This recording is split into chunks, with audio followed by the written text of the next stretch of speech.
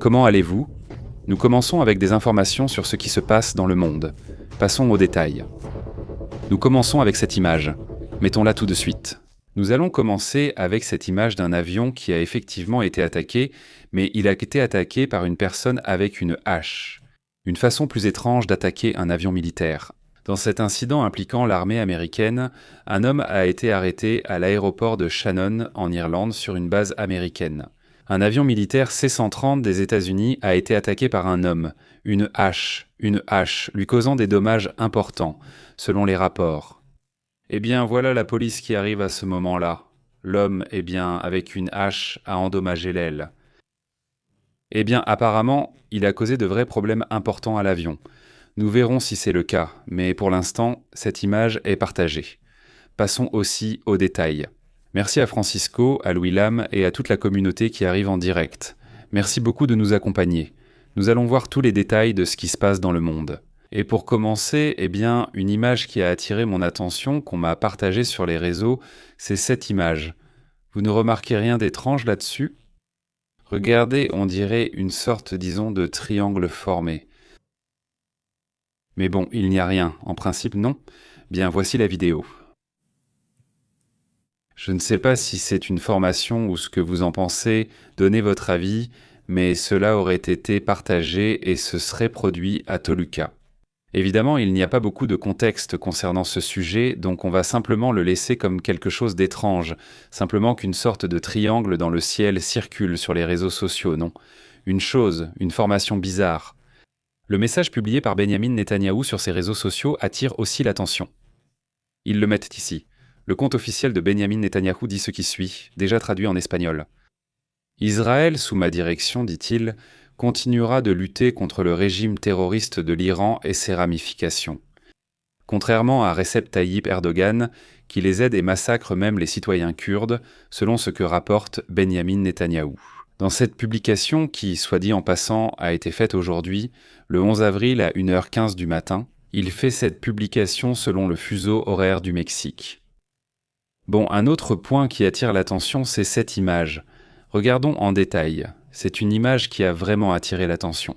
Cela, d'après les rapports, signifierait que la Russie avait lancé 3 bombardements. Cela s'est passé à Kramatorsk. Selon les rapports, 10 personnes auraient été blessées. Ceci est censé se passer pendant un cessez-le-feu. Un cessez-le-feu qui aurait été déclaré pour la Pâque orthodoxe de l'Église orthodoxe russe. La Russie aurait largué 3 bombes aériennes, blessant 10 personnes.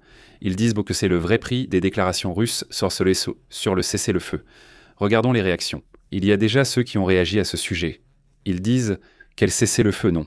Évidemment, ils ne respectent pas le cessez-le-feu qu'ils ont eux-mêmes instauré. D'ailleurs, ce sont eux qui ont annoncé le cessez-le-feu. Ce sont eux qui l'ont demandé et, c'est aussi un sujet qui attire l'attention. Un autre point, c'est cette image. Ceci est une de ces images souvenirs, des images dans lesquelles on se souvient que dans les années 60, en 1963, une personne au centre de la Turquie rénovait sa maison et soudain, elle a remarqué une ouverture dans le mur. Elle a commencé à suivre la fissure. Il s'est rendu compte qu'il y avait un mur, il a enlevé le mur, il a découvert un passage et il s'est aperçu qu'à l'intérieur, il y avait une ville souterraine.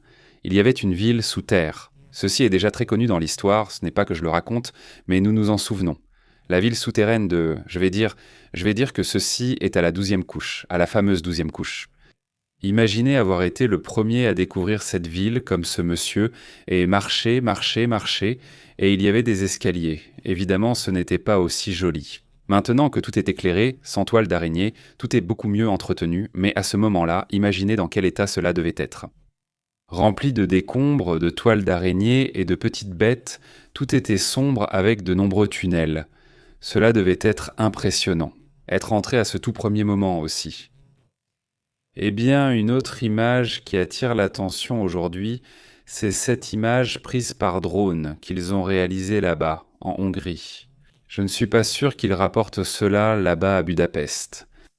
100 000 personnes ont manifesté contre Viktor Orban dans les rues. À l'approche des élections. D'ailleurs, un tournant énorme où ils assurent qu'ils pourraient être écartés. Viktor Orban, si cela se produit, ce serait un pas en arrière pour les Russes. Un autre point, c'est que au moment où regardez comment les sondages ont changé quand J.D. Vance est arrivé en Hongrie. Oui, voyons si on peut le voir ici. J.D. Vance est arrivé en Hongrie.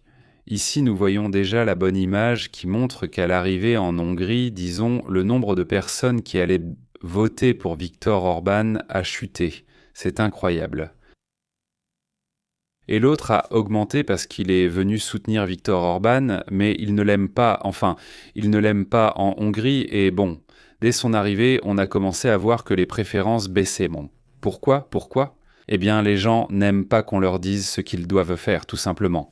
Et surtout si c'est un pays où, dans ce cas, un dirigeant en qui tu n'as pas confiance, non? Bon, c'est aussi un sujet assez incroyable.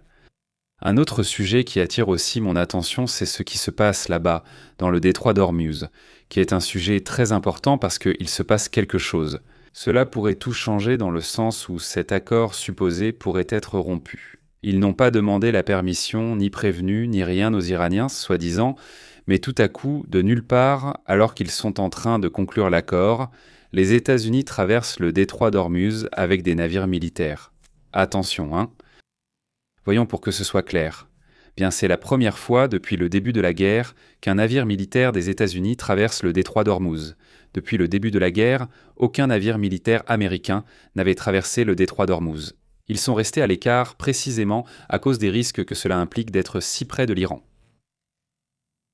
Maintenant, dans un moment de calme, dans un supposé cessez-le-feu, un navire de guerre passe par cette zone et, évidemment, que se passe-t-il? Il se passe quelque chose. Est-il en train de retirer les mines? Est-il en train de renforcer cette zone pour continuer la guerre ou que se passe-t-il? Évidemment, c'est aussi un sujet très grave. Allons dans les détails et regardons aussi la carte pour voir sur la carte de quoi et de quel endroit nous parlons. Évidemment, vous connaissez déjà très bien le fameux détroit, n'est-ce pas? Voici le détroit d'Ormuz et, eh bien, ce navire serait censé passer par cette zone. Regardons les détails de ce que rapporte Axios au sujet du navire de guerre des États-Unis. Les navires de la marine américaine, de l'US Navy, auraient traversé, pas un mais plusieurs navires de guerre ont traversé aujourd'hui, samedi, le détroit stratégique d'Ormuz, pour la première fois depuis le début du conflit.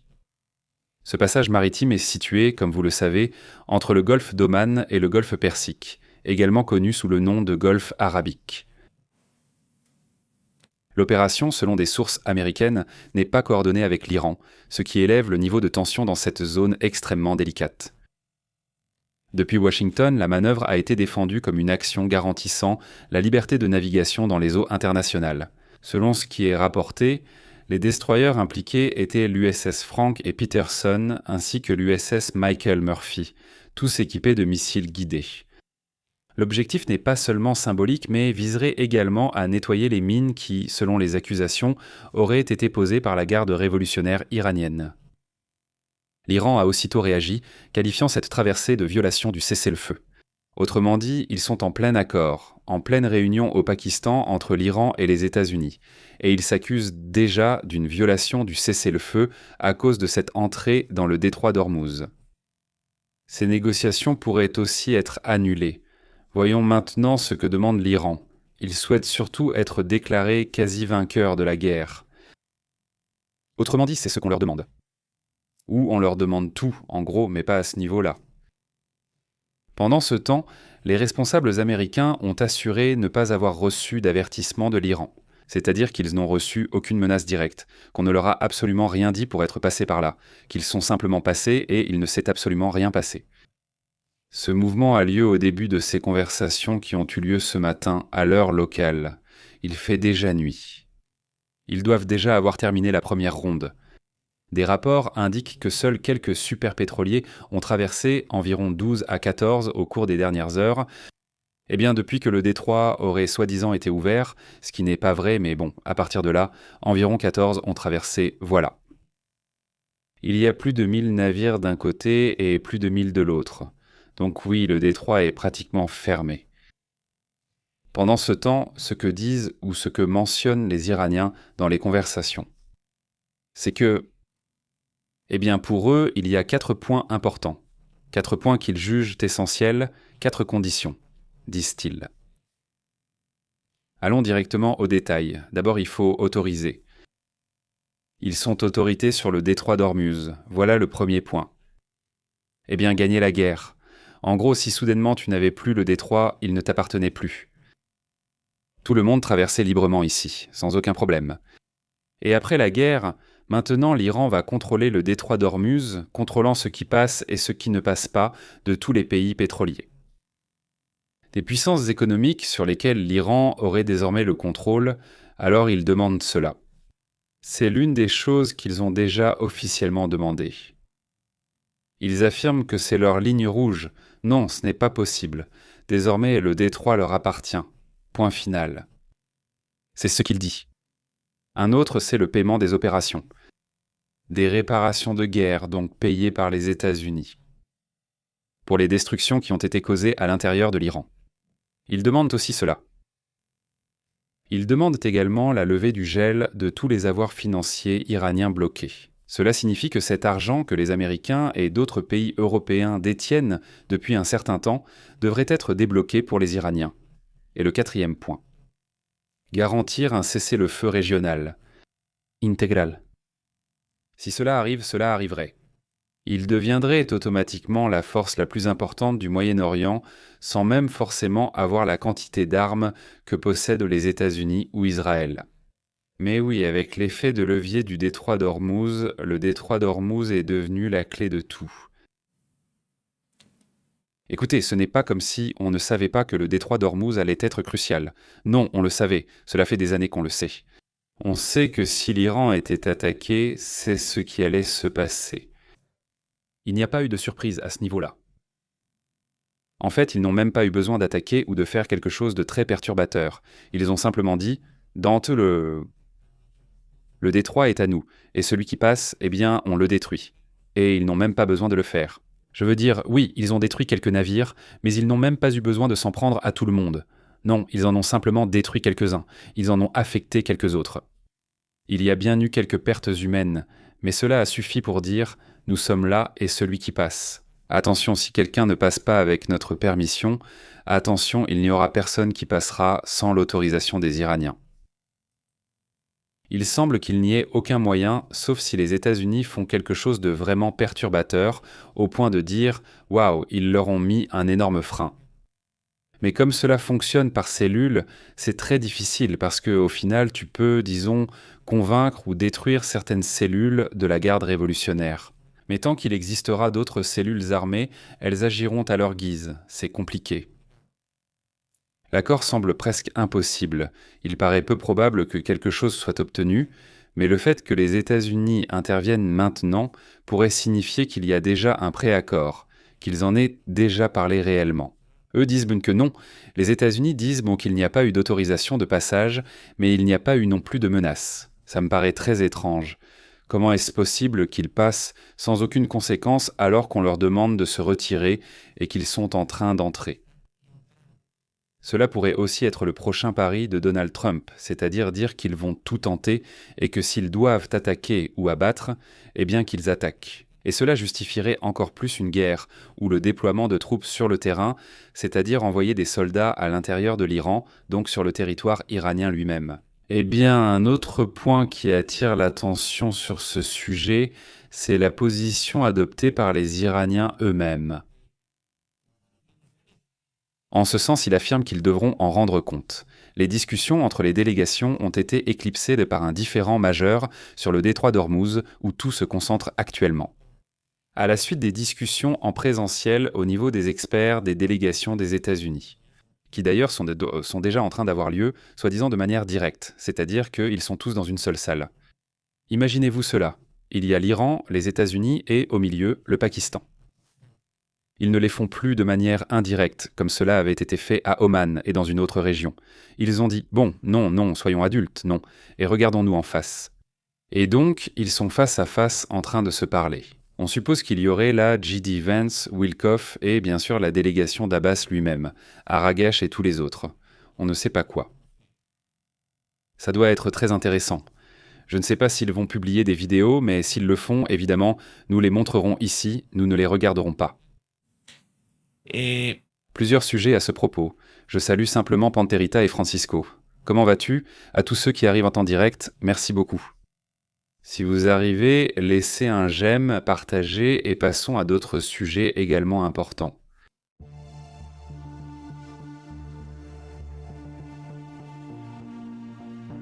D'après les rapports actuels, Israël aurait lancé une attaque contre 200 cibles au Liban, un point supplémentaire qui constitue une violation du cessez-le-feu. Netanyahou lui-même avait déclaré hier que oui, en effet, c'est bien, qu'ils allaient m'attaquer, qu'ils allaient y aller calmement. D'un côté, le Hezbollah attaque, de l'autre, Israël prévient qu'en cas d'attaque, il ripostera. C'est la situation actuelle, 200 cibles, passons aux détails. L'armée israélienne a confirmé avoir lancé des attaques contre plus de 200 cibles du groupe Hezbollah au cours des dernières 24 heures. L'offensive comprend des bombardements et des infrastructures stratégiques, un soutien direct aux troupes terrestres. Cela se passe dans le sud du Liban, d'après les rapports actuels. Ce qu'on a pu observer, c'est-à-dire ce qui est publié, disons, sur le même compte de Tsahal. Eh bien, on observe cela, c'est-à-dire qu'ils sont constamment localisés, ce sont les zones où ils opèrent, et ils ont déjà des roquettes prêtes, ils ont des munitions, ils ont, disons, tout un arsenal d'armes. Par exemple, cela a été publié il y a 43 minutes.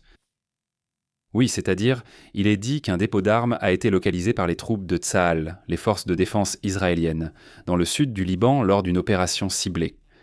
Pendant l'opération, les troupes de Tsahal sont tombées directement sur des membres du Hezbollah sur place et, en coordination avec l'armée de l'air israélienne, ils les ont identifiés et les ont éliminés. C'est ce qui est indiqué ici. Il y a 4 heures, ils ont publié ceci. Ils disent avoir atteint 200 cibles du Hezbollah au Liban au cours des dernières 24 heures. Donc, il n'y a pas de délai, ce n'est pas comme si la nouvelle se répétait, parce que parfois les informations semblent se répéter. Il y a environ un jour ou un jour et demi, nous parlions de 300 cibles. En voyant l'info, j'ai pensé que c'était ancien, mais ils annoncent maintenant 200 au lieu de 300, non? Je suis donc allé sur le compte de la FDI pour vérifier, et effectivement. Ils viennent d'attaquer 243 200 cibles au cours des dernières 24 heures, ou bien ce que Benjamin Netanyahou a dit et ce que les Iraniens ont demandé, de quoi s'agit-il? Ils ne peuvent donc pas se calmer un peu? Et sinon, il n'y a pas de cessez-le-feu, la ligne rouge est complètement franchie, c'est-à-dire que toutes les lignes rouges sont dépassées, dans ce sens. Donc, je trouve la situation compliquée. Le cessez-le-feu n'a jamais été respecté dès le début. Souvenez-vous de ce que disaient le Koweït, l'Arabie Saoudite et d'autres pays. On nous attaque et frappe dès le premier jour, on nous lance des drones, certains atteignent leurs cibles, d'autres sont abattus. Mais les attaques et ce conflit dont ils parlent en ce moment, les FDI assurent qu'ils se seraient concentrés sur 200 cibles du groupe Hezbollah. L'offensive comprend des bombardements de zones et d'infrastructures stratégiques des troupes de ce groupe radical. Maintenant, d'après ce qui est rapporté, le conflit actuel s'est intensifié non seulement à cause de la guerre, mais aussi parce qu'il faut se rappeler que depuis le début du conflit, Hezbollah a commencé à attaquer avec, si je ne me trompe pas, 150 roquettes puissant le lendemain et ainsi de suite. C'est-à-dire ils ont continué à attaquer alors qu'il semblait que le Hezbollah, le groupe terroriste Hezbollah, avait disparu, qu'il était très affaibli. Tout à coup, il s'avère qu'ils ont beaucoup d'armes et encore beaucoup de gens qui opèrent. Donc en réalité, tout cela est loin d'être terminé au Liban. C'est un sujet qui a effectivement surpris. Un autre point également, parmi les plus importants et aussi controversé. Israël aurait approuvé en secret plus de 30 colonies, un sujet qui a été vivement critiqué depuis des années par une grande partie du monde. Le gouvernement de Benjamin Netanyahou a approuvé en secret une législation concernant plus de 30 nouveaux colonies en Cisjordanie. La décision a été prise par le cabinet de sécurité israélien. C'est arrivé le 25 mars, mais publié seulement maintenant. Les colonies sont situées en Cisjordanie, une zone considérée comme essentielle pour le futur État palestinien. L'expansion inclut des infrastructures de base comme l'eau et l'électricité, montrant un processus de consolidation durable dans cette zone. À l'échelle internationale, cela est considéré comme illégal. Autrement dit, pour beaucoup, ces colonies sont jugées illégales. Même les États-Unis imposent des sanctions aux citoyens israéliens qui s'installent dans ce type de colonies, estimant que cela prive les Palestiniens de terres dans la région. Donc c'est aussi un sujet qui se déroule en même temps dans ce bras de fer, dans ce conflit, cette série de conflits qui ont lieu. Abordons d'autres sujets importants.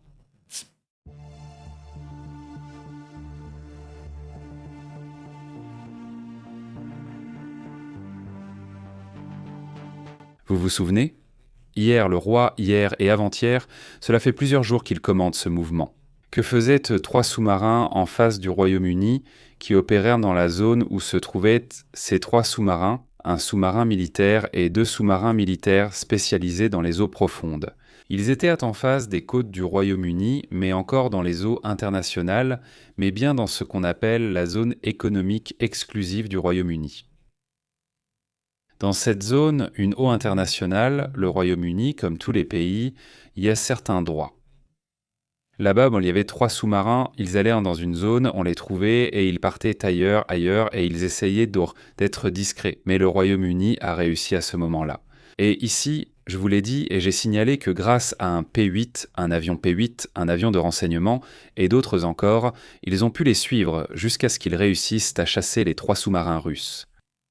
Ils les ont suivis, jusqu'à ce qu'ils les identifient et les emmènent ailleurs. À l'époque, le ministre de la Défense, le secrétaire à la Défense britannique, John Halley, a fait une déclaration que nous avons commentée ici, que nous avons vue ici, et il disait qu'un pays allié les avait aidés. Nous ne le savions pas. Honnêtement, je pensais que c'était les États-Unis. Je vous l'ai dit ici, je crois que c'est eux, mais ce n'est pas encore confirmé. On le sait désormais, ce n'est pas les États-Unis. Ça aussi. Ça me semblait aussi étrange. On me disait que c'était les États-Unis à cause du P-8 normalement utilisé par eux, mais ça me paraissait aussi étrange du fait que les États-Unis, surtout avec Donald Trump, sont très proches des intérêts de Vladimir Poutine, un sujet qui n'est pas vraiment caché non plus. La Grande-Bretagne dit que c'était la Norvège. Il parle aussi d'autres pays qu'il n'a pas révélés, mais on sait au moins que le principal pays qui a aidé lors de l'opération pour retirer les sous-marins russes dans cette zone, allons voir la carte, parce que c'est à ce moment-là que cela se passe. Tout cela dont je vous parle a duré jusqu'au Dix suivant. Ça a duré 1 mois. Ne croyez pas qu'ils l'ont simplement sorti et que c'était fini, il était en train de naviguer dans la mer du Nord. Les sous-marins se trouvent là où il y a des pipelines de pétrole, et aussi ces câbles sous-marins qui transportent, surtout, Internet. Ce ne sont pas des câbles qui relient toute l'Europe via le Royaume-Uni d'un côté et de l'autre. C'est précisément ici qu'ils étaient. Les câbles passaient avec les pipelines de pétrole. C'est par là que circulaient les sous-marins, rien de très suspect. Ils les ont localisés, leur ont dit de partir, et ils sont finalement partis. Voilà le point. Que la Norvège. Regardez où se trouve la Norvège. Évidemment, la Norvège a beaucoup d'intérêt là-bas, et elle a aussi tout à fait le droit de défendre toute cette zone. Et donc la Norvège a été l'autre pays. Maintenant, on parle d'autres pays. Ça, on nous l'a bien confirmé. Donc lesquels sont-ils ? Mais la Norvège et le Royaume-Uni ont fait ce mouvement. Ça, cela aurait aussi été fait entre cette zone de la mer du Nord et cette zone de l'Atlantique Nord. Le secrétaire à la Défense a déclaré qu'une frégate de la Royal Navy, des aéronefs et des centaines de soldats ont participé au suivi de ces sous-marins d'attaque russes. Et 2 sous-marins espions qui opéraient au nord du Royaume-Uni et qui ont empêché les navires espions de mener des opérations qui auraient pu être désastreuses, dit-il. Le même ministre, pas le même secrétaire à la guerre, donc c'est aussi un sujet important, un sujet très intéressant. Faites attention à ce qui suit. Faites attention au sujet suivant. Laissez-moi vous raconter ce qui se passe avec ce cyclone, qui provoque également une évacuation. Regardez bien ceci.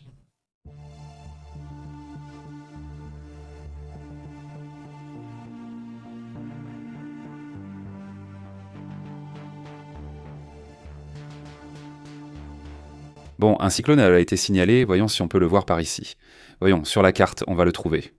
Voilà, il est là, celui-là même. C'est un cyclone qui, provoque déjà des évacuations. Cela se dirige vers la Nouvelle-Zélande, mais aussi, cela a déjà provoqué, puisque plusieurs îles non seulement ont été évacuées, mais sont aussi en alerte, non, selon ce qui est rapporté. C'est-à-dire, c'est de ce côté-ci, jusqu'à la Nouvelle-Zélande. Attendez, voyons. Non, c'est celui-ci, celui qui est ici. Regardez, il faudrait aussi voir ce qui se passe avec lui. Celui-ci est aussi en formation, mais celui qu'on regarde touche déjà terre. C'est celui qui est ici. Qu'est-ce qui se passe ? La Nouvelle-Zélande a un phénomène qui est, disons, le cyclone appelé Beno. Ils vont sûrement signaler, ou plutôt Vianu menacerait les côtes de la Nouvelle-Zélande. Miranda. Des milliers de personnes ont dû évacuer en raison de la situation critique où le cyclone se serait approché avec force de l'île du Nord. Les autorités ont ordonné l'évacuation de milliers de personnes face au risque imminent d'inondations côtières et de glissements de terrain. Le cyclone apporte des vents de plus de 130 km par heure. Ce serait, dans le cas des mesures que nous avons ici, au moins. Ce serait donc une sorte de cyclone, ici nous le voyons. Ce serait un cyclone de catégorie 1, n'est-ce pas? Ce cyclone, alors, c'est bien ça? Pratiquement l'œil de l'ouragan ou l'œil du cyclone touche terre, en gros. Le cyclone apportera de fortes pluies et des vents dépassant les 130 km par heure avec des vents soutenus, suffisants pour provoquer des dégâts tant structurels et des coupures massives d'électricité. Plusieurs régions sont déjà en état d'urgence, preuve de la gravité de la situation. Dans la ville de Wakatnae, au nord de la capitale, des évacuations obligatoires ont été mises en place. Les autorités locales avertissent que les résidents doivent dû se préparer à quitter leur domicile en moins de 2 jours. On s'attend à ce que, cela fait déjà un jour qu'ils ont publié le rapport, donc je pense qu'ils ont jusqu'à aujourd'hui, j'imagine. Il est conseillé aux résidents de se préparer et aussi, d'avoir suffisamment de provisions. Les personnes qui se trouvent plus au sud doivent avoir de la nourriture et des vivres pour au moins 2 ou 3 jours. Mais on s'attend à des vagues pouvant atteindre jusqu'à 13 mètres de hauteur. Voyons, regardons si nous pouvons mesurer ces énormes vagues. Voyons, c'est le filtre des vagues. Voyons jusqu'où il les détecte ici. Regarde, ici on les voit jusqu'à 7 mètres du moins pour l'instant, non? Il parle de vagues allant jusqu'à 13 mètres. En plus, c'est quelque chose d'incroyable, non? Mais d'après ce que je vois, au moins ici, 7 mètres c'est déjà pas mal, non? Mais bon, il parle de vagues encore plus grandes. Le Premier ministre néo-zélandais Christopher Luxon a appelé la population à agir sans attendre, nettoyer les canalisations, aider les voisins et se préparer aux coupures de courant. C'était déjà avant, évidemment, tout cela. L'événement ravive le traumatisme du cyclone Gabriel en 2023 qui a fait 11 morts et des milliers de déplacés. L'un des pires désastres récents, disons, de la Nouvelle-Zélande, n'est-ce pas? Cela attire aussi l'attention. La population est également confrontée au manque d'équipements d'urgence pour les ouragans, car ils assurent que ce n'est pas très courant. Et, toutes les populations ne sont pas préparées. D'après les rapports, ils sont déjà en train de procéder au premier sauvetage et faire face aux dégâts généralisés, surtout dans les zones côtières. Voilà, c'est un aperçu de ce qui se passe. Je pense que plus tard, il y aura quelques images et nous verrons s'ils peuvent les partager. Nous le ferons. Abordons d'autres sujets importants.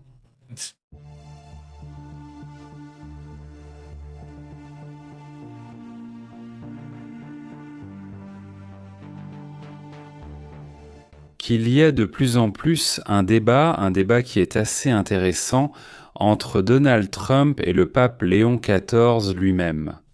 L'affrontement de haut niveau entre Léon XIV ou le pape Léon XIV et Donald Trump s'est intensifié, marquant ce qui est une rupture entre Washington et le Vatican.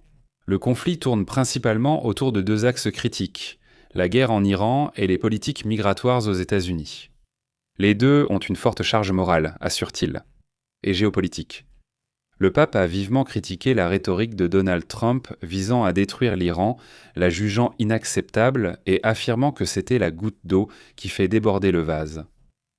Lorsque Donald Trump a parlé d'éliminer toute une civilisation, un sujet qui a été très mal perçu, même parmi les pays européens, cela c'était un sujet fortement critiqué. Du Vatican, la position était claire, rejet des attaques contre les infrastructures civiles et défense du droit international et de la dignité humaine. En contraste, depuis le Pentagone, dirigé par Pete Hassett, un discours de létalité maximale avec des accents nationalistes et religieux est encouragé. Voilà ce qui a poussé le pape à réagir. Un autre point qui attire l'attention dans toutes ces négociations, c'est la manière dont elles se déroulent, ou comment des négociations sur la justice migratoire sont menées. La justice migratoire est une justice. Le président, la politique migratoire, la justice. Trump a une autre idée. Et regardez, il a publié toute une série de choses sur, comme vous le savez déjà, des accusations de fake news et 1000 autres choses, mais Trump dit que personne ne nous a aidés. Ni le Japon, ni la Corée, ni la France, ni l'Allemagne, ni personne. Personne ne nous a aidés. Il a fait une liste de pays qui ne les avaient pas aidés. Tu dis que quand tes principaux partenaires ne t'aident pas, y compris l'Australie, dont nous parlons depuis de nombreuses années. L'Australie est le pays qui partage le plus de renseignements avec les États-Unis. Ce n'est pas le pays avec le plus d'échanges. Mais imaginez quand l'un ne t'aide pas, peut-être que l'autre a tort. Quand deux ne t'aident pas, peut-être que les autres n'ont pas tort. Mais quand tous les pays ne t'aident pas, tous ces pays, amis et partenaires, ceux qui ont le plus confiance en toi, ne t'aident pas. C'est pour une raison. Là, tu devrais analyser ce que tu fais mal. Là, tu devrais analyser ce qui se passe. Regardez, c'est à tel point que les pays font déjà leurs propres alliances. Pour ouvrir le détroit d'Ormuz directement avec l'Iran, ils contournent les États-Unis. Le Japon a déjà des navires qui traversent sans problème. La France a déjà ses accords et arrangements. Les pays sont prêts. Un navire français est déjà parti, comme nous l'avons mentionné ici. Ils négocient déjà directement avec l'Iran pour éviter que la Chine ne leur fasse payer. Parce qu'ils ont dit « Nous n'allons pas entrer en guerre. Nous ne voulons pas nous impliquer dans une guerre. Il n'est pas obligatoire de se lancer dans une guerre. » C'est pour ça. On pense aussi que les attaques de l'Iran ont été relativement modérées, parce que si l'Iran commençait à attaquer de façon trop dure, alors cela pourrait aussi justifier une participation de l'Europe ou d'autres pays. Mais si tu le fais de façon limitée jusqu'à un certain point, tu peux éviter que d'autres alliés, disons des États-Unis, interviennent. Fait inédit confirmé, les États-Unis et l'Iran négocient déjà directement. Ils sont actuellement à Islamabad. Dans le cadre du contact au plus haut niveau qui a eu lieu entre ces pays depuis 1979, il n'y avait pas eu de dialogue de cette manière, face à face. Et maintenant, en pleine guerre. Selon les rapports, Shahbaz Sharif et Isaac Dar agissent comme médiateurs. Cela se fait dans un format trilatéral. Avant, c'était de manière indirecte. Maintenant, c'est en face à face, mais avec un intermédiaire pakistanais, ce sont eux qui sont plus ou moins présents.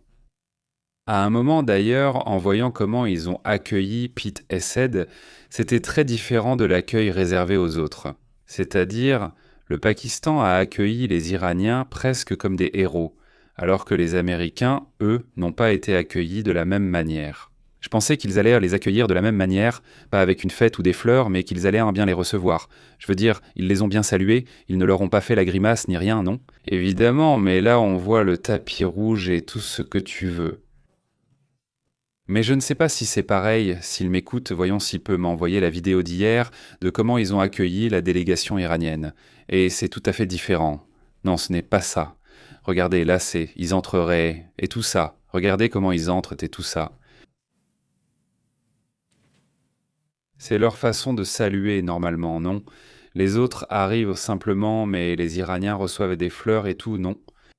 Dans un moment, voyons si tu m'entends, s'il écoute en ce moment, nous le verrons avec grand plaisir. Mais bon, passons à plus de détails et à d'autres sujets intéressants. Que se passe-t-il dans le monde? Voyons si nous pouvons placer cette image ici. Laissez le temps de charger. Voici une image au moment où Jadivan s'avance. Ceci est déjà, disons, à l'intérieur du Pakistan, où tout est fermé, les rues sont fermées, il n'y a pas de circulation, il n'y a rien.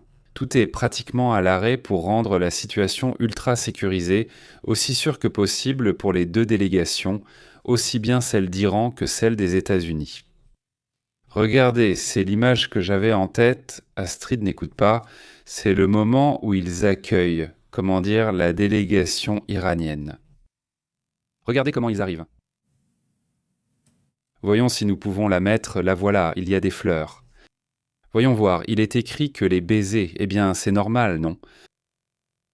Mais on voit beaucoup plus de monde, on voit donc une formalité bien plus grande. Là, c'est Abbas Araghchi, c'est le ministre des Affaires étrangères, et de l'autre côté, c'est le vice-président. Je veux dire, les deux ont un poste assez élevé, mais la délégation était reçue de cette manière, avec des fleurs, des enfants, beaucoup de monde autour, des militaires autour et tout ce que tu veux. Voilà. Et ensuite, on voit le contraste au moment où il arrive aux États-Unis, quand J.D. Vance arrive. Et on voit que c'est un peu différent, enfin pas un peu, beaucoup je dirais, mais bon, là où on voit qu'il y a peu de monde, regarde. Il y a un moment où on donne des fleurs à J.D. Vance un peu plus tard. Voyons si je peux le voir. Là, c'est le fils, ou plutôt le gendre de Trump. Si on doit se lever, on va se lever parce que J.D. Vance est par là. Voilà. À lui, on lui donne des fleurs, là, on va vraiment lui donner des fleurs. Regarde, il y a un garçon, une fille qui passe par là. Voilà, regardez, il y a peut-être moins de monde, je ne sais pas, mais les fleurs sont là. Regarde, il fait semblant de rien en bas. Non, elles sont là, il a aussi des fleurs. Elles sont là, les... Je ne sais pas, je vois des différences, mais peut-être qu'il n'y en a pas tant que ça, mais peut-être qu'il y a simplement plus d'amitié avec l'Iran et c'est tout, non? Qui sait, non. Mais le fait est que voilà le problème, voilà le sujet. Passons à d'autres sujets, de nouvelles importantes.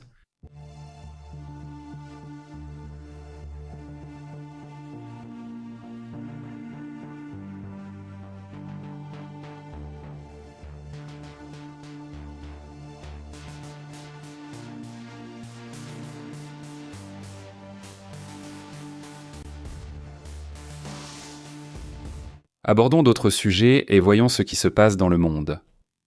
Il y a une image que nous devons encore montrer. C'est un moment où, en Russie, des militaires russes arrivent vers une jeune fille et lui prennent son téléphone portable. Parce qu'ils ont des restrictions très strictes, ils ont vraiment bloqué l'accès à Internet. Écoutons. Éteins le téléphone. Ou c'est un Xiaomi? Quel téléphone? Non, regarde, il n'y a rien, quel téléphone? Je n'ai jamais eu de Xiaomi de ma vie. Dis-moi où tu as caché ton téléphone. Parce que j'ai peur de toi. 98 0. Eh bien, en fait, elle avait bien un Xiaomi, mais bon, c'est vraiment déplorable parce qu'il y a des petits groupes de policiers ou de militaires qui viennent et effraient les gens, non? Ils leur prennent leur téléphone ou ordinateur. Ils détectent qu'il y a Internet, qu'ils utilisent un VPN pour contourner le blocage imposé par la Russie, et ils les arrêtent aussi dans la circulation. Il y a des barrages. Ils exigent ton téléphone portable et si tu refuses, ils peuvent t'infliger une amende ou le confisquer. C'est comme ça, oui. Cela fait déjà plusieurs semaines qu'ils sont devenus super stricts. Je veux dire, il y avait déjà des barrages, non? Mais maintenant, ils deviennent tellement extrêmes que même les blogueurs pro-russes ont fortement critiqué Vladimir Poutine à ce sujet, n'est-ce pas? Pendant ce temps, eh bien, je vous parlais de ces attaques. Elles ont été menées par la Russie alors qu'eux-mêmes avaient annoncé un cessez-le-feu pour Pâques orthodoxes. Vladimir Zelensky a déjà réagi. Il assure que l'Ukraine va répondre de la même manière à toute violation de la trêve de la part de la Russie. L'Ukraine a prévenu qu'elle répondra proportionnellement à toute violation russe du cessez-le-feu pendant Pâques orthodoxes, que ce soit dans les airs, sur terre ou en mer. Cette position réitérée par Zelensky établit le respect de la trêve. Elle dépend de l'absence d'action russe. Quelles sont les raisons de la violation puisqu'il y a déjà eu une attaque avec 3 bombardements? Nous l'avons mis au début de la vidéo où nous voyons comment ces attaques ont eu lieu, n'est-ce pas? Ces mouvements vers des zones civiles, c'est aussi évidemment un sujet terrible. On observe aussi cette armée cubaine en train d'effectuer des manœuvres. D'après les rapports, il s'agit d'une vidéo d'entraînement cubain dans laquelle ils déplacent de l'artillerie. Si vous regardez bien, avec une sorte de bœuf à la fin, on ne le voit pas très bien, regardez, le bœuf tire, regardez, là le bœuf est en train de tirer. Cette artillerie, ce n'est pas bon. C'est un sujet qui a attiré l'attention, évidemment, c'est quelque chose d'assez curieux du moins, non. Après avoir vu tant d'images de guerre, soudain cette situation attire beaucoup l'attention. Un autre sujet qui, eh bien, a aussi attiré l'attention. Voyons si nous pouvons afficher cette image. En attendant, un énorme salut à Niebla Tundra. Bonjour, comment ça va? Ceci est un message qui vient directement de Netanyahou. Écoutons. En Irak, au Yémen chez les chiites et en Iran.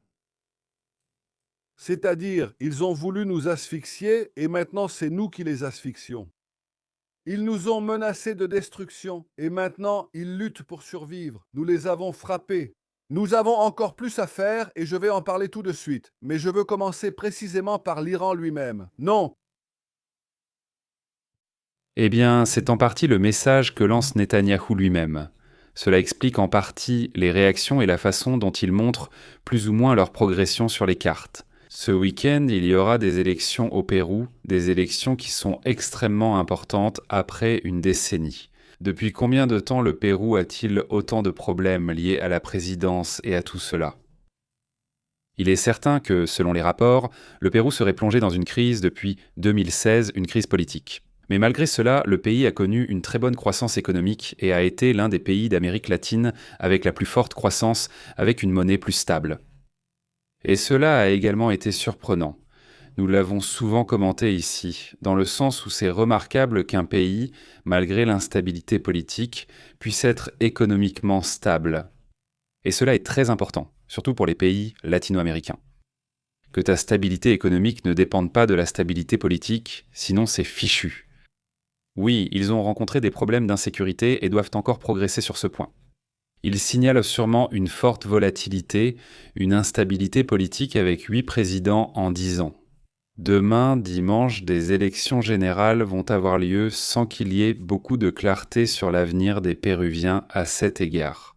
Mais d'ici, évidemment, nous allons suivre la situation et bien sûr, si vous êtes ici, laissez votre commentaire, non? Que pensez-vous des élections? Selon vous, qui va gagner? Évidemment, on leur souhaite bonne chance et j'espère que tout se passera bien là-bas au Pérou. En attendant, passons à d'autres sujets également importants. Nous avons déjà suivi ce qui s'est passé en Afghanistan concernant les inondations qu'ils ont subies. Mais la vérité, c'est que ça m'a vraiment surpris, maintenant que, nous sommes allés chercher les résultats pour voir comment ça avançait. Parce que cela fait déjà plusieurs jours que nous n'avons rien dit sur l'Afghanistan, sur la façon dont s'est terminée, disons, cette série de pluies qui d'ailleurs continue encore de s'approcher dans toute la région de l'Afghanistan. Il reste encore, dans le sud, des résidus de ces tempêtes qui ont touché toute cette région. Il est rapporté qu'il y a déjà 179 personnes qui ont perdu la vie et 238 blessés 2 semaines de pluie torrentielle. Un épisode météorologique en Afghanistan peu commun pour un pays désertique. Cela a commencé le 25 mars dernier. Si vous vous souvenez, nous l'avons signalé vers le 2627. Selon ce que rapporte le bilan final, ou le bilan après que toutes les tempêtes soient passées, il y a eu 179 victimes. Il parle de martyrs, de 238 blessés et de 9 personnes disparues dans tout le pays. C'est ce que déclare le porte-parole de l'Autorité nationale de gestion des catastrophes, l'AMA, qui s'appelle d'ailleurs M. Mohamed Youssouf Hamad.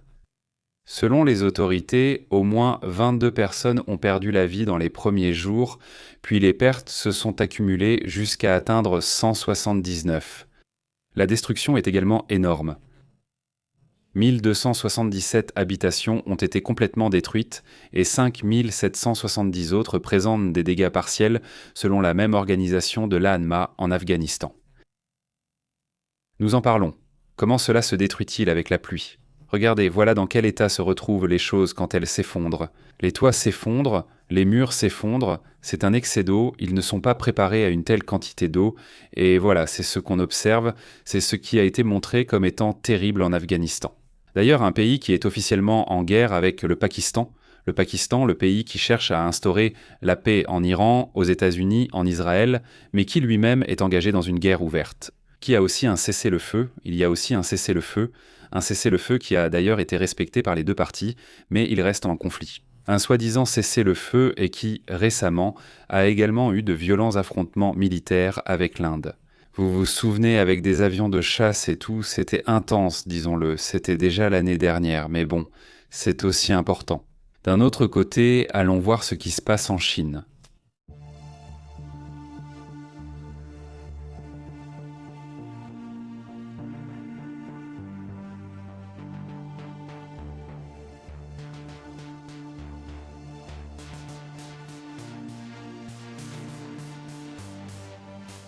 Remarquez que depuis un certain temps, on cherche à utiliser la mer comme moyen de refroidissement.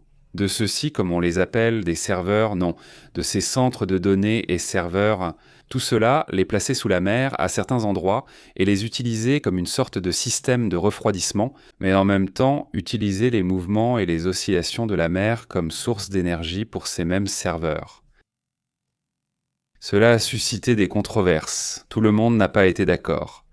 Et pour l'instant, à ma connaissance, le projet est annulé, il n'est pas en cours, du moins d'après ce que je comprends pour le moment. Il y a des controverses. Certains disent que c'est très polluant, que cela pourrait nuire à la mer, d'autres affirment que c'est super. Disons bénéfique dans le sens où ça ne consomme pas autant et ça refroidit très vite, mais d'un autre côté, eh bien, l'effet que ça a autour est source d'inquiétude. Pendant qu'ils discutent ici, la Chine a annoncé aujourd'hui avoir déjà appliqué cette bonne idée. Elle vient de lancer son projet qui va changer les choses. Ils assurent complètement l'infrastructure numérique mondiale, avec des centres de données déjà installés au fond de la mer. Celui-ci serait situé à 10 km de la côte de Shanghai, dans la mer de Chine orientale. Il fonctionne comme un centre de données où se trouve un énorme cylindre en acier totalement scellé. Ils disent donc que c'est ce qu'il y a de plus disruptif, qu'il est alimenté directement par l'énergie éolienne marine, ou bien, d'après l'image qu'ils montrent là, ceux de Shataka, je n'ai pas trouvé ça très intéressant. En gros, tu mets ça dans l'eau. Ces sortes de ventilateurs, appelons-les comme ça, ce sont des éoliennes. Et voici le centre de données qui est connecté à la mer. Donc tu entres ici, si je comprends bien, et cela produit l'énergie. Donc il y a la production d'énergie grâce au vent qui souffle sur la mer, et d'un autre côté, les données sont refroidies par l'eau de la mer elle-même. Cela permet, disent-ils, de réduire drastiquement la consommation d'énergie pour la climatisation. Rien que pour la climatisation, cela réduit de 50% les dépenses dans les centres de données situés à terre. Ici, cela réduit encore de moitié grâce au fait d'être sous l'eau. De plus, cela élimine complètement l'utilisation d'eau douce, ce qui est une bonne nouvelle. On n'utiliserait pas d'eau douce, c'est-à-dire qu'on ne priverait pas les gens d'eau douce, pour ainsi dire, non, mais on utiliserait simplement la même eau qui est recyclée sur place, en mer, n'est-ce pas ? Quel est ça le problème ici ? Eh bien, quels effets cela a-t-il sur les environs ? Ce serait la grande question, non ? Le projet s'inscrit dans la stratégie chinoise alliant souveraineté numérique et neutralité carbone, deux piliers jugés essentiels à leur politique technologique. Eh bien, cela fait aussi partie de ce qui est annoncé dans ce pays. En attendant, passons à d'autres sujets tout aussi intéressants.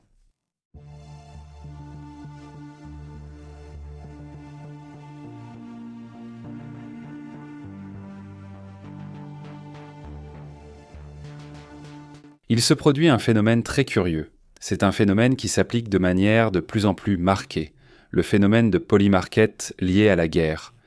Ils sont en train de transformer la guerre. J'avais déjà dit que le business et la guerre, ce sont les armes. Le business de la guerre, c'est ceci, c'est cela, je ne sais quoi.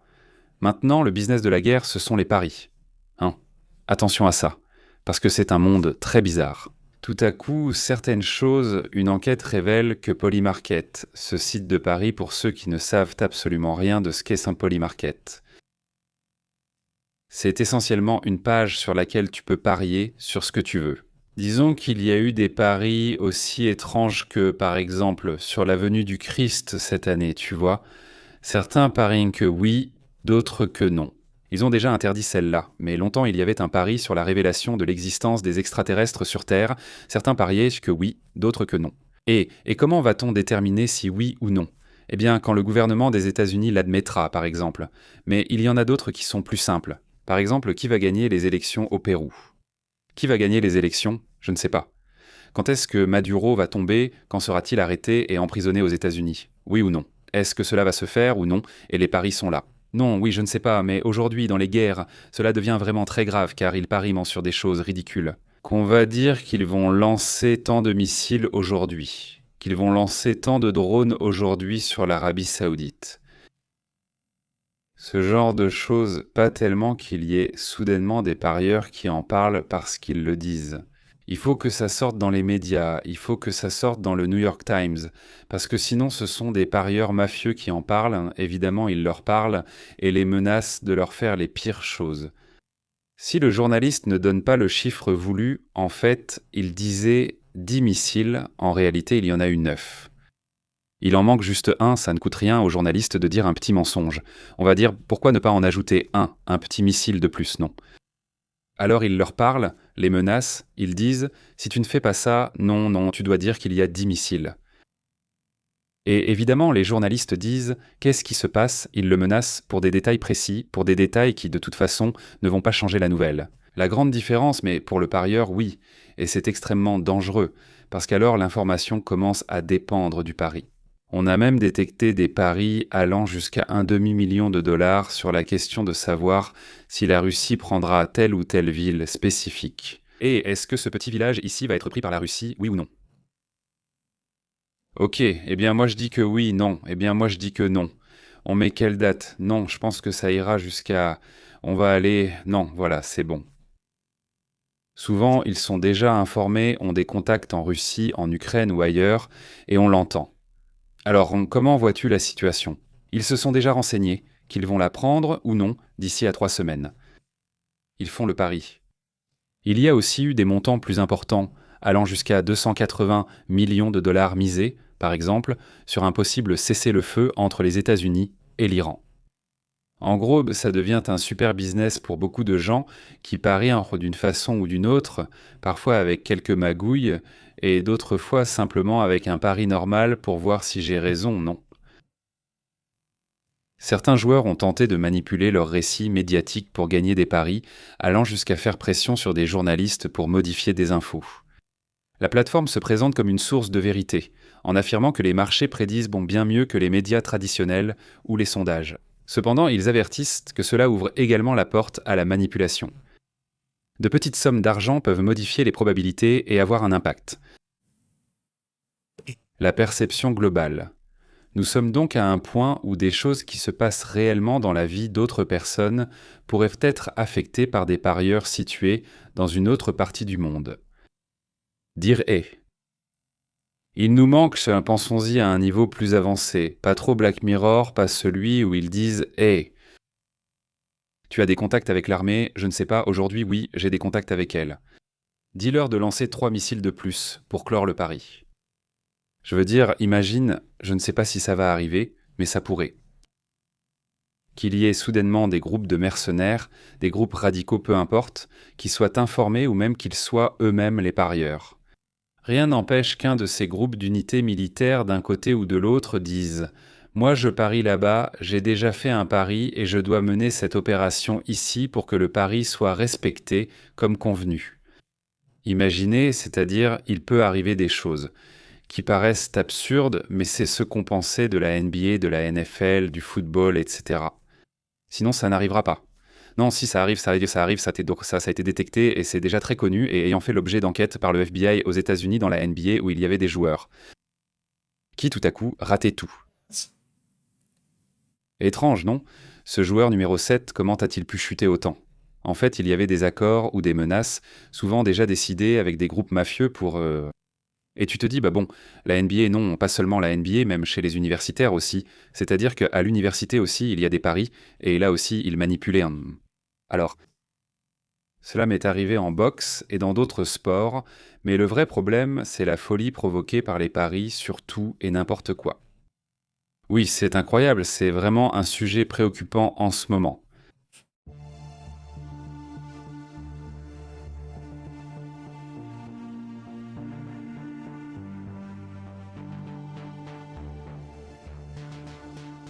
Maintenant, les autres sujets également importants. Comment vas-tu, Francisco Eliseo? Ça va? Comment ça va? Un grand salut à toute la communauté qui nous regarde en direct. Merci beaucoup, Ruben Williams. Comment vas-tu, Guillermo Escobar? Un grand salut. Il dit vraiment que le monde a perdu un peu de la raison qui lui restait. Le peu qui lui restait s'est soudainement envolé. Tu as raison. Un grand salut. El Rublos Panterita. Bonjour. Comment ça va, Guillermo? Comment vas-tu? Il parle de films sur les paris et la boxe. Aujourd'hui, il y a des films. Oui, tu as raison. Il y a des films qui traitent très bien de ce sujet. Tu sais lequel je veux voir et que je vous recommande? Je l'ai déjà vu, mais je vais la revoir parce que c'est une histoire vraie et en plus c'est un bon film, bien joué, bien réalisé, etc. Fargo aussi. Oui, Fargo aussi, hein. D'ailleurs, elle est excellente. Les frères Cohen, c'est excellent. Le film Fargo, mais non, je ne parlais pas de celui-là. Argo est basé sur une histoire vraie. D'ailleurs, en lien avec la manipulation, celle-ci qu'on peut approfondir, la manipulation, l'information, le cinéma, l'espionnage.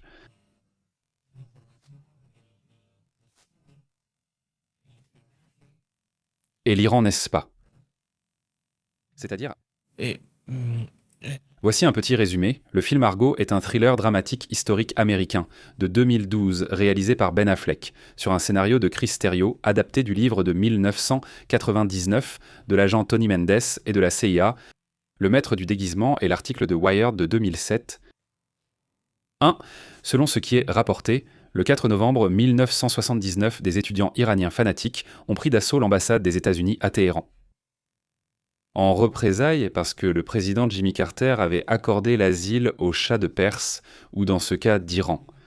Mohammad Reza a prononcé un discours pendant la révolution iranienne lors de l'assaut. 52 personnes ont été prises en otage à l'intérieur de l'ambassade, mais 6 d'entre elles, dont les noms sont mentionnés là-bas, que je ne vais pas dire, ont réussi à s'échapper et se sont réfugiées chez l'ambassadeur canadien Kate Taylor. Avec la situation des otages gardés secrète, le département d'État des États-Unis commence à concevoir un plan pour les faire sortir d'Iran. L'agent de la CIA Tony Mendes arrive au siège de cet organisme pour discuter du plan de sauvetage, mais il le critique parce qu'il n'est pas sûr que cela fonctionne. Bon, je n'en parle plus, mais c'est un plan de sauvetage qu'ils mettent en place pour libérer ou faire sortir ces personnes d'Iran. Et c'est tout. Voilà ce qui s'est passé. Évidemment, c'est fait ici, à la manière hollywoodienne et tout ce que tu veux, mais c'est très bien fait. C'est fait de manière très intelligente. Le film est très différent des films typiques, mais il a beaucoup d'aspects très intéressants. Eh bien, si je ne me trompe pas, il a gagné l'Oscar et peut-être d'autres prix aussi, mais c'est intéressant, il y a de bons acteurs. Regardez-le si vous voulez, d'accord ? Si vous aimez le suspense avec une intrigue internationale et en plus basée sur des faits réels, eh bien, il me semble qu'il y a aussi Goodman et évidemment Ben Affleck. Au fait, il y a aussi Bryan Cranston, celui de Breaking Bad, celui de Malcolm, un super acteur, non ? Bryan Cranston y apparaît aussi. Bon, eh bien, de toute façon, si on a l'occasion ce soir, on pourra peut-être parler un peu de ce film, mais ce qui se passe en ce moment avec lui, je trouve ça intéressant, non ? Je veux regarder la série que vous m'avez recommandée. Il me semble qu'elle s'appelle Téhéran et qu'elle est sur Apple. J'ai aussi envie de voir ça, mais j'ai déjà des choses en attente. Passons à autre chose. Maintenant, lisons les commentaires avec la communauté. Mercedes, comment vas-tu ? Salutations au Chili. Salutations à l'Argentine, Guillermo Escobar. Comment ça se passe là-bas ? Les choses s'améliorent-elles ? Comment est l'ambiance ? Les prix ont-ils augmenté en Argentine ? Je suis particulièrement curieux au sujet de l'Argentine. Avec les récents changements politiques et économiques en Amérique latine, quel impact la hausse du prix du pétrole a-t-elle sur ces pays ? Sont-ils affectés ? Quelle est la situation et comment réagissent les populations ? J'aimerais beaucoup savoir, et bien sûr, peu importe où vous êtes, que ce soit en Espagne par exemple, en Europe. Fernando Gutiérrez qui hier, je crois, était ici depuis la Suisse. Alors comment est-ce la situation des transports, du pétrole, de l'essence ? Est-ce que les prix augmentent, n'augmentent pas ? Comment ça se passe là-bas ? Ce serait super, dit Perla. Tout va mal en Argentine. Ne me dis pas ça. L'Argentine, ça empire, dit-elle. Ruben aussi. Ne me dites pas ça, sérieusement. J'espérais vraiment que ce soit le contraire, non ? Que l'économie commence à remonter un peu. Bon, tout de suite, on va juste commenter quelques détails qui restent en suspens. Laissez-moi vous raconter ceci. Il y a eu un cas incroyable, un cas hallucinant, où un personnage, un soi-disant pyromane, s'est filmé en train de mettre le feu à un entrepôt rempli de gens. D'ailleurs, c'est selon les documents judiciaires, un présumé pyromane de Californie qui s'est filmé en train de mettre le feu à un entrepôt où d'ailleurs il y avait des gens à l'intérieur. À ce moment-là, selon cette plainte, la plainte pénale déposée auprès du tribunal de district des États-Unis pour le district de Californie, à laquelle plusieurs médias internationaux ont eu accès. Un individu nommé Chamel Abdullah Karim, âgé de 29 ans, aurait publié une vidéo à la première personne sur Instagram le 7 avril dans laquelle il mettait le feu à plusieurs panneaux d'un entrepôt de Kimberly-Clark à Ontario. Cela se passe en Californie, à Ontario, en Californie. S'il ne nous voit pas et ne nous peine pas assez pour vivre, qu'il pète au moins assez pour qu'on n'en arrive pas là. Merde, il dit non. Pendant qu'il enregistrait tout, c'était cet individu. Évidemment, il a déjà été arrêté. C'est cet individu, Chamel Abdul Kamir, âgé de 29 ans, accusé d'avoir incendié cet endroit. Ceci est déjà une image de l'endroit en train de brûler, n'est-ce pas ? L'une des plaintes pénales déposées jeudi devant le tribunal de district des États-Unis pour le district central de Californie. Sinon, je veux dire, ce n'est pas juste parce que ça brûle que ça attire l'attention, n'est-ce pas ? Je veux dire, il fait ça, mais le plus grave, c'est la gravité de ce qu'il fait, non ? Qu'il pense que c'est une protestation, non ? Comme si c'était une manifestation. C'est un crime qui aurait pu être terrible. Des gens étaient présents. Heureusement, tous évacués. Mais ça aurait pu être une tragédie pour beaucoup de gens. Ça aurait pu être vraiment terrible. C'est ça.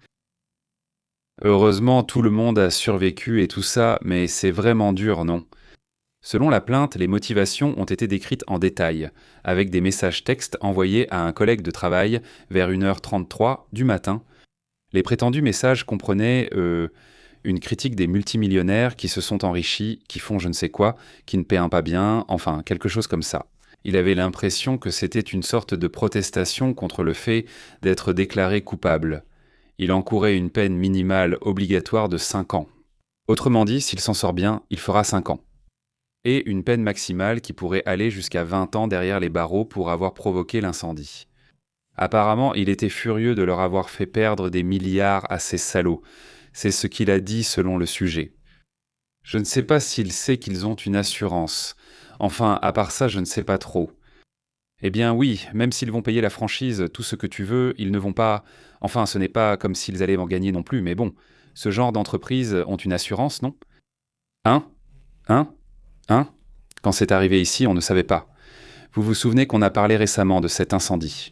Je vous disais de regarder Ontario et je me souviens avoir dit que c'était fou qu'ils affirment que c'est aux États-Unis alors qu'Ontario est au Canada. J'ai vérifié, c'est Ontario, Californie, non? Bon, eh bien après on a su que l'incendie avait été provoqué, non? Qu'il avait été provoqué en plus, comme si c'était une sorte de protestation très bizarre, non? Un sujet, eh bien, évidemment terrible, qui fait aussi partie de ce qui se passe dans le monde. D'ailleurs, un autre point, c'est que cela se passe pendant la Pâque orthodoxe. Au moins une autre nouvelle qui ne soit pas aussi négative que le bombardement qui a eu lieu dans ces petits villages là-bas en Ukraine. Mais il y a bien eu un échange de 350 prisonniers de guerre. Cela sera toujours positif, aussi bien pour les familles ukrainiennes que pour les familles russes, évidemment. Et donc il y a des retrouvailles avec les familles, 350 prisonniers de guerre, 175 d'un côté, 175 de l'autre, à peu près pour former les 350. C'est-à-dire, c'est un échange qui était évidemment très important.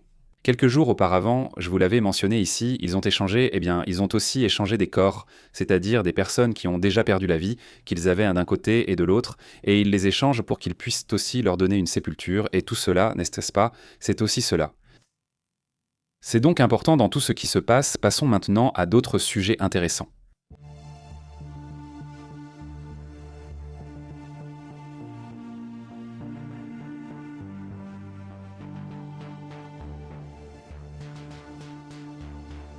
Selon ce que rapportent des responsables iraniens à la base aérienne de Nour-Khan à Islamabad, eh bien on observe là-bas des avions. Allons, écoutons ceci.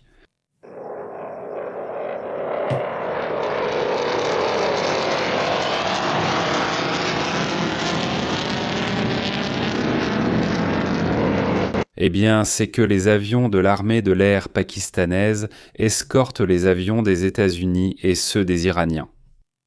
Hier, nous avons montré l'une des premières images de l'escorte. C'est impressionnant de voir l'avion transportant les politiciens et les diplomates. Autour, il y a plusieurs jets et derrière, un autre avion qu'on distinguait à peine. Un avion de renseignement conçu aussi pour détecter missiles et attaques aux alentours. Et allons-y, celui-ci était bien, il est là. Les Pakistanais en ont, ils sont vraiment contrastés. D'un côté, ils possèdent pour la puissance atomique, donc des armes nucléaires. Et ils ont des jets de plusieurs types, ou ils ont 10 jets de ce type. Français et d'autres pays chinois. Il me semble qu'ils ne sont pas chinois, les Français sont ceux que possèdent les hindous ou les indiens, plutôt, mais eux, ils ont des Chinois et ils ont aussi, des Américains. En fait, ils en veulent plus. Ils ont sûrement d'autres pays, non, mais le point c'est que c'est une force, importante, militairement parlant, mais ils ont aussi une pauvreté terrible. C'est une affaire donc, et ils ont des zones qui sont, très très délabrées, très touchées par ces inondations et ensuite les sécheresses qu'il y a eu ces dernières années. Mais en même temps, j'insiste, ils ont aussi des développements intéressants, au moins maintenant. Une autre des images qui attire l'attention, c'est celle-ci. C'est une image qui était aussi en attente. Ce sont les soldats ukrainiens dont je vous parle. Ils ont échangé avec le guide et transmis des lettres de famille reçues ou écrites qu'ils ont facilité et qui arrivent maintenant aux proches. Au moins, ça, je ne le sais pas. En Russie, mais au moins en Ukraine, ils pratiquent déjà une sorte de thérapie psychologique, au moins depuis 1 an. Pour éviter que les soldats ne reviennent dans un si mauvais état après avoir vécu les horreurs de la guerre, n'est-ce pas ? C'est un problème dont ils se plaignent, là-bas en Russie, où beaucoup apparemment ne sont pas bien pris en charge. Et donc, il y a des soucis, il n'y a pas de problème interne dans ce sens. Au final, c'est une société qui est sous beaucoup de pression. De ce point de vue, ce n'est pas une guerre, c'est une crise économique. C'est-à-dire, et ils reviennent avec les traumatismes typiques d'un conflit, n'est-ce pas ? C'est ça le plus dur dans tout ça. Un autre sujet aussi qui attire l'attention. C'est bien, mais voyons si on peut le mettre ici. Sur l'image, voilà, c'est une autre des images, voilà. C'est l'une des publications que fait Trump, dans laquelle il affirme qu'il y a un grand nombre de navires qui seraient en train d'y aller. D'énormes pétroliers qui vont aux États-Unis pour acheter du pétrole et de très nombreux pétroliers complètement vides. Certains des plus grands au monde se dirigent en ce moment vers les États-Unis. Pour charger le meilleur et le plus doux pétrole et gaz du monde, plus de pétrole que les 2 plus grandes économies pétrolières suivantes réunies, et de meilleure qualité. Nous t'attendons pour un retour rapide, c'est-à-dire qu'il fait essentiellement la promotion pour que l'on achète plus de pétrole aux États-Unis. Un sujet qui attire l'attention aujourd'hui. Passons donc à d'autres sujets importants. Nous n'allons pas aux commentaires, nous restons ici avec la communauté. Je veux rester par ici. Sylvia, comment vas-tu ? Sylvia, un énorme salut à toute la communauté. Si vous voulez soutenir la chaîne, vous pouvez le faire en mettant un like et en partageant. Vous savez déjà comment vous abonner, et pour aller plus loin, il y a les super chats et les adhésions qui aident beaucoup la chaîne. Un énorme salut à Anna Hughes. Comment vas-tu ? Merci beaucoup d'être membre de la chaîne, de nous soutenir depuis si longtemps. Je te remercie beaucoup, ainsi que Marcella. Comment vas-tu, Marcella ? Merci beaucoup d'être membre, et merci à tous les membres. Un énorme salut à vous.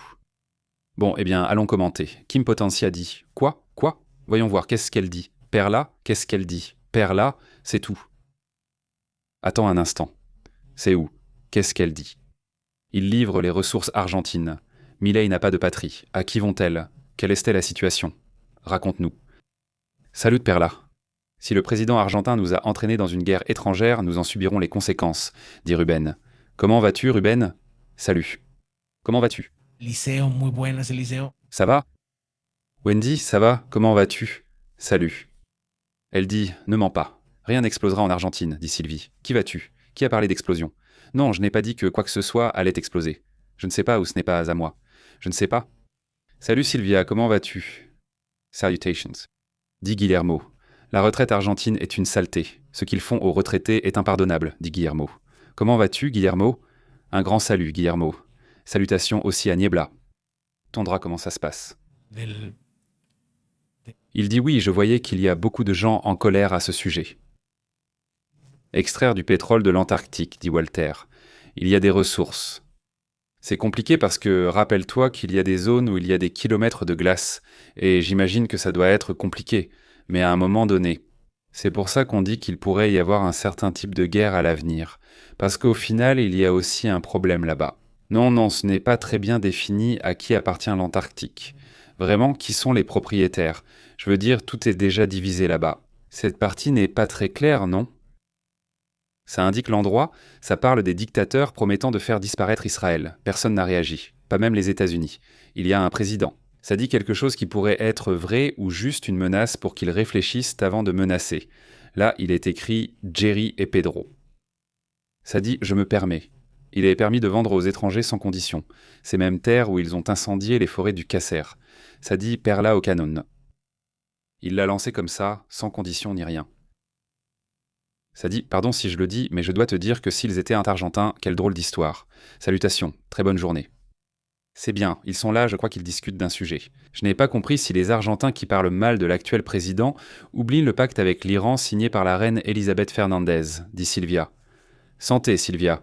Salutations à tous. Il dit « Vous avez vu que les corbeaux envahissent Tel Aviv. » Un signe, dit-elle, que...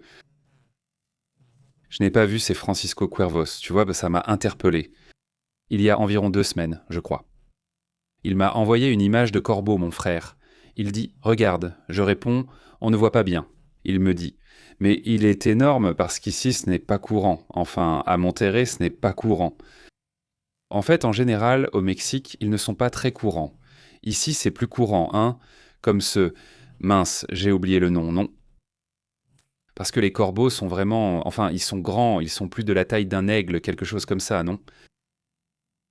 Et très beau d'ailleurs, non? Ça m'a frappé, ça. Regarde comme c'est fou, ça.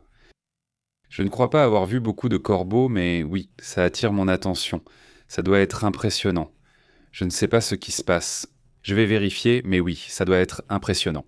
Quand ils arrivent en grand nombre, les corbeaux, par leur taille, par l'impression qu'ils donnent et par leur intelligence, n'est-ce pas? C'est aussi un autre sujet intéressant à leur propos, non? Ils disent que les corbeaux de la télé sont incroyables. Je vais vérifier.